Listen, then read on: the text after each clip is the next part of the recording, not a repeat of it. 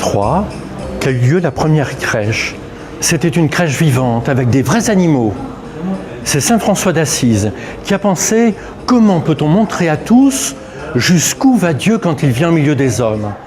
Il a fait une grande crèche dans une vraie grotte avec des vrais animaux, de la vraie paille. Quelquefois ça devait sentir mauvais d'ailleurs.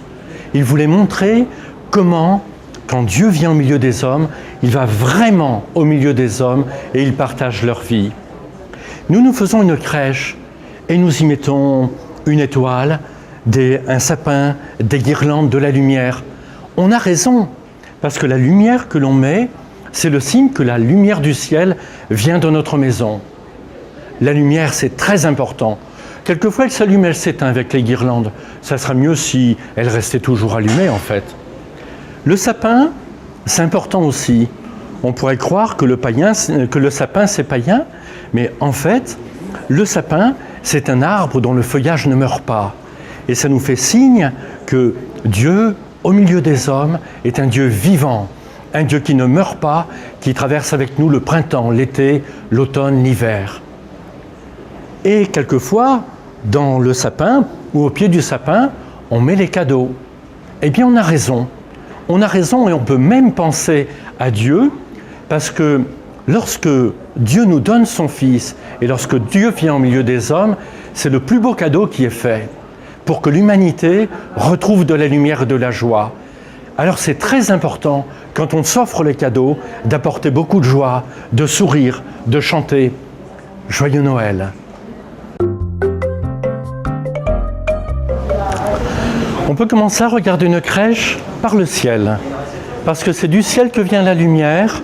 Souvent, la crèche est dans une grotte sombre, et du ciel vient la lumière, par l'étoile et par l'ange qui est lumineux. L'Évangile nous dit qu'il y avait des bergers aux alentours de Bethléem, et que dans la nuit, ils ont vu une grande lumière et des anges qui venaient chanter « Gloire à Dieu au plus haut des cieux et paix sur la terre aux hommes qu'il aime ». Et c'est aussi un ange qui est venu dire à Marie « Marie, ne crains pas, Dieu va prendre corps en toi, tu seras la mère du Sauveur ». L'ange nous dit que tout ce qui se passe dans la crèche vient de Dieu. Et l'étoile, il y avait une étoile quand un empereur naissait. On disait qu'il y a un astre qui s'est levé.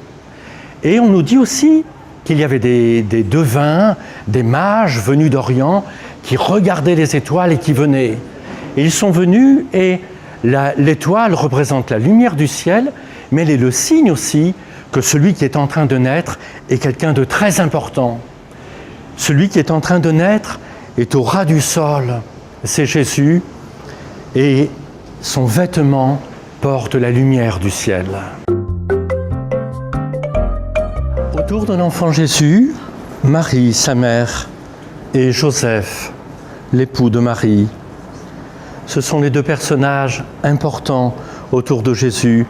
Quand Jésus vient au milieu des hommes, quand Dieu vient au milieu des hommes, il est entouré d'une mère, Marie, Marie de l'Évangile qui a entendu la voix de l'ange qui lui a dit « Marie, ne crains pas, tu vas enfanter le Sauveur, il sera appelé Emmanuel, Dieu avec nous. » Et Marie a dit « Qu'il me soit fait selon la parole de Dieu. » Joseph, fils de David, Joseph est l'héritier de David, du grand roi David.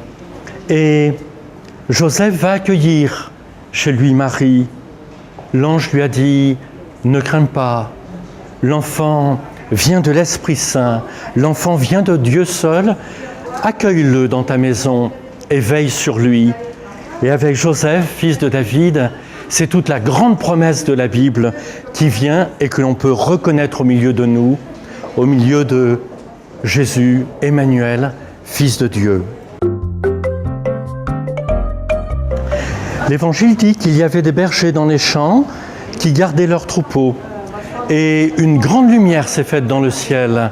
Des anges qui venaient et leur disaient « Gloire à Dieu au plus haut des cieux et paix sur la terre aux hommes qu'il aime. » Je viens vous annoncer une grande joie aujourd'hui vous est né un sauveur. Vous le trouverez emmailloté dans une crèche, et les bergers sont accourus à la crèche. Un grand berger, un petit berger, tous les âges avec leurs moutons, viennent auprès de la source d'espérance. Et dans le lointain, des mages venus d'Orient suivaient l'étoile. C'étaient des chercheurs de Dieu. Ils regardaient l'étoile dans le ciel et marchaient à la suite de l'étoile. Longtemps après, on les a appelés Melchior, Balthazar et Gaspard. Il y en avait un jaune, un noir, un blanc, toutes les races de la terre. Quelquefois, on a mis un vieux, un jeune et un homme d'âge mûr, tous les âges de la vie.